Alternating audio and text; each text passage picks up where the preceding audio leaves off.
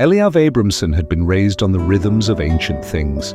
He grew up with the Sabbath candles dancing like small suns, with the scent of challah dough rising beneath his mother's hands, with his grandmother's voice whispering, "Every soul carries a spark, a seed of light that storms cannot drown." He believed her. He had always believed her. It was not a faith to Eliav, but 1,000 small mercies done quietly. So when the bridge washed away in he stood at the riverbank with the wind tugging at his tallit, katan beneath his shirt, and whispered words older than the river itself. Ezehu Gibor, who is strong, the one who masters their spirit, but his spirit trembled.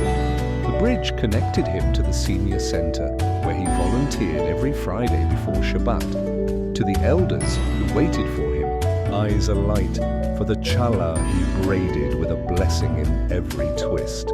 Without that bridge, they would face loneliness the way some face hunger.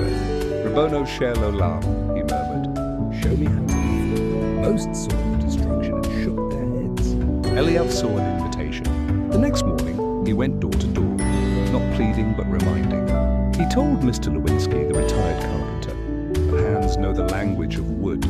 He told young Aisha, the engineering student, "You read angles like the rest of us read psalms."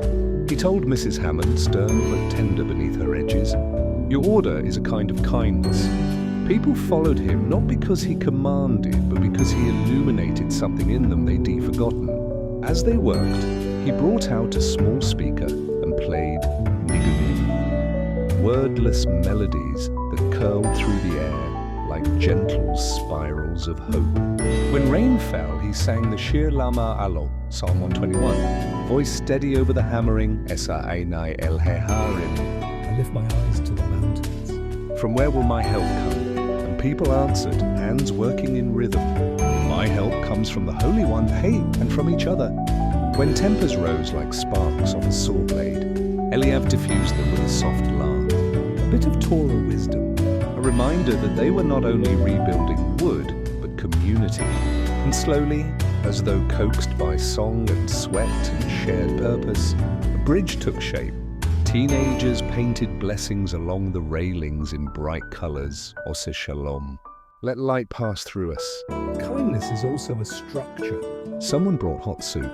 Someone else brought cedar planks. A pair of children braided wildflowers into garlands and laid them across the beams, so the bridge smells like Shabbat, they declared. 3 weeks later, far earlier than any official predicted, the bridge stood whole.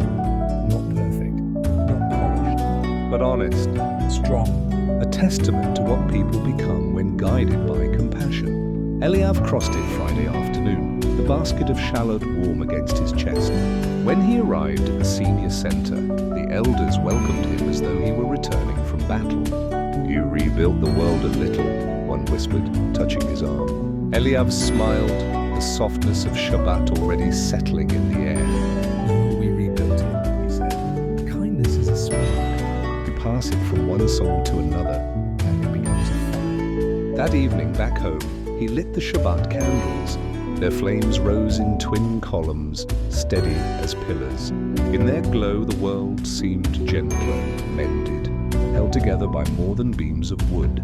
Eliav whispered the blessing, and as the wick caught fully, he felt it, the same spark his grandmother spoke of. The bridge between heaven and earth, between one heart and another, a spark the storm could never wash away.